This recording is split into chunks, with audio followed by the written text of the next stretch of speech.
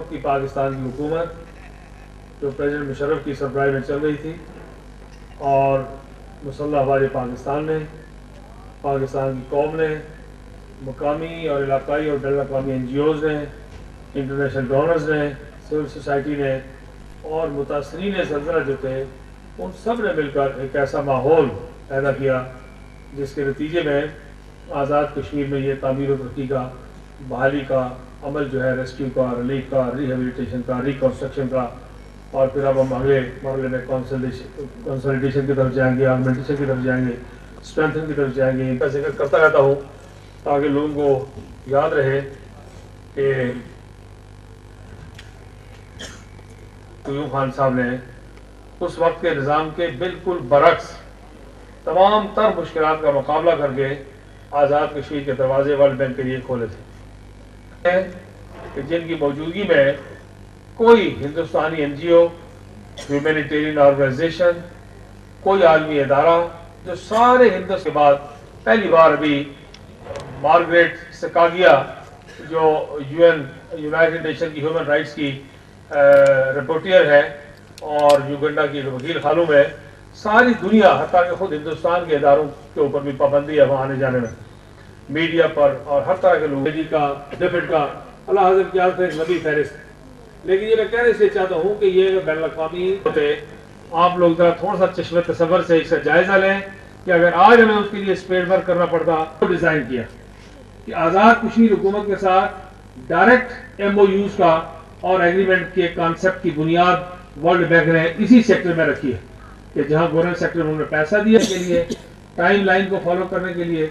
اور delayed execution کو بچانے کے لیے بہرحال ایک میکینزم کی ضرورت تھی۔ اسی پروجیکٹ میں ورلڈ بینک نے اس کو بھی ہے اور یہ سلسلہ ابھی بس نہیں ہم کرنے والے بلکہ اس کو انشاءاللہ جاری رکھیں گے۔ ڈسٹرکٹ ہیڈ کوارٹرز پہ کام شروع ہو رہا ہے، باقی پروجیکٹس پہ ہے اور ہمارے کئی منصوبہ جات بھی انسانی ضرورت جو ہے اس کی، اس میں گنجائش ہمیشہ ہر چیز کی امپرومنٹ کی گنجائش رہتی ہے۔ اور پہلے بھی ہم نے کام کیا تھا اپنے فرسٹ ٹینیور میں کہ اس کو سولر انرجی پہ ہم لے کے جا رہے ہیں، اور 7-8 گھنٹے کی ایک میٹنگ کی ہے، کر رہے ہیں بایو ڈیزل پہ بھی کام کر رہے ہیں، ونڈ پہ بھی کام کر رہے ہیں، ہائیڈل پہ بھی کام کر رہے ہیں۔ لیکن پوری طور پر ہم نے جو انیشیٹو پہلے لیا تھا جس کے نتیجے میں مظفر آباد کی، صرف ایک مظفر آباد کی 58 بساٹی پہ ڈالا ہے، اور آنے والے وقت میں آپ دیکھیں گے کہ اگلے 2-4-6 مہینے سال میں آپ کو یہاں پر اے سیز کے علاوہ باقی تمام ضروریات جو ہیں وہ ہم سولر انرجی سے پوری کرنے جا رہے ہیں اللہ تعالیٰ کے فضل و کرم سے۔ گرین آئیڈینٹیفائی ہو گئے، اسسمنٹ ہو گئی ہے ساری، اس میں آزاد باڑے کے اندر، ڈی کے اندر، شاردا کے اندر کو ٹھیک کرنے میں آسانی ملے۔ اس وقت ہم نے 80% سبسڈی دی تھی، اس سال بھی ہم کوشش کر رہے ہیں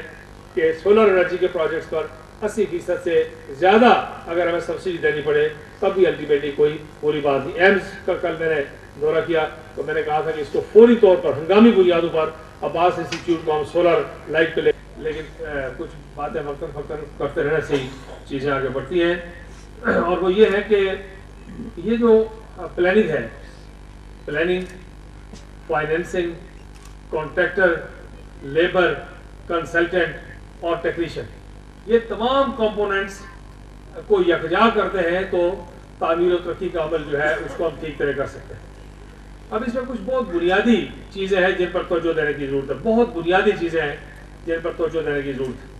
اس پر ہم پلانٹس ہیں ان کو بڑا سیریس تھریٹ ہے، اور یہ لوگوں کو نہیں پتا اس بات کا کہ یہ جو ہمالین رینج ہے اس میں جو جڑی بوٹیاں پیدا ہوتی ہیں وہ ساری روئے زمین میں کہیں نہیں پیدا ہوتی،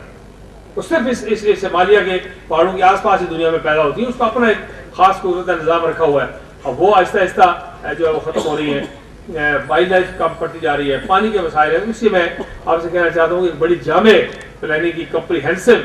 پلاننگ کی ضرورت ہے، آئیڈینٹیفیکیشن کی، پلاننگ کی، پرائرٹی سیٹ کرنے کی، اور یہ جو چھوٹی چھوٹی ضرورتیں جن کا میں نے ذکر کیا ان کو پورا کرنے کی ضرورت ہے۔ اس کے بعد ہمیں پیسے کی کوئی، بالکل میں کئی دفعہ محسوس کرتا ہوں کہ کوئی دقت جو ہے اس میں ان چیزوں کی موجود نہیں ہے، تو میں ایک بار پھر وزیر ترقیات اور پلاننگ کی کو رشید بھائی صاحب موجود ہیں، طارق محمود صاحب ہیں، ان کی ساری ٹیم کو، اور وزراء صاحبان اور باقی جتنے لائن ڈپارٹمنٹس ہیں، این جی اوز اور انٹرنیشنل این جی اوز کو، ڈونرز کو، ان کا شکریہ ادا کرتا ہوں۔ اور یہ بات پہلے بھی کہی ہے، پھر کہتا ہوں کہ اس دفعہ کے بجٹ میں ہم این جی اوز کا ایک کنسورشیم بنانا چاہتے ہیں، آزاد کشمیر میں آفیشیلی سیٹ اپ کرنا چاہتے ہیں، تاکہ جتنے لوگ کام کر رہے ہیں وہ سب مل کے ہمارے ہاں جو بجٹ ہے اس میں کنٹریبیوٹ کریں. جن جن سیکٹرز کو جو NGOs کام کرنا چاہتی ہیں ان کو دیں گے, ہمارے بجٹ سے بوجھ کم ہو جائے گا, اور باقی جو ایریاز بچتے ہیں ان کو آہستہ آہستہ ہم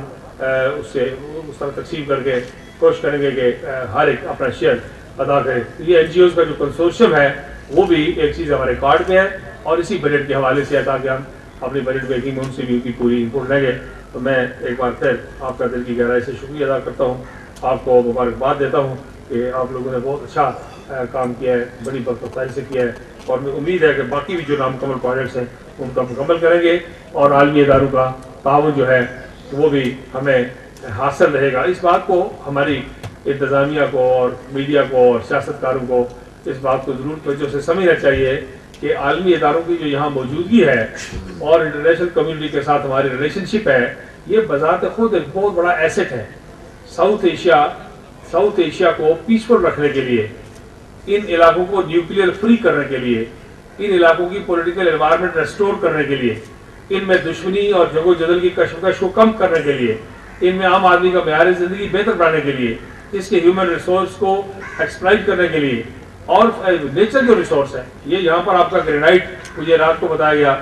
کہ یہاں پر استعمال ہوا ہے, بعض لوگوں پہ نیلم ویلی سے نکلا ہے, اور وہ ہم بے تحاشا جو ہے وہ کروڑوں اربوں روپے کا اس کو مارکیٹ کر سکتے ہیں, اس کی کٹنگ اور پالشنگ یہاں شروع کر سکتے ہیں, آگے لے کے جا سکتے ہیں.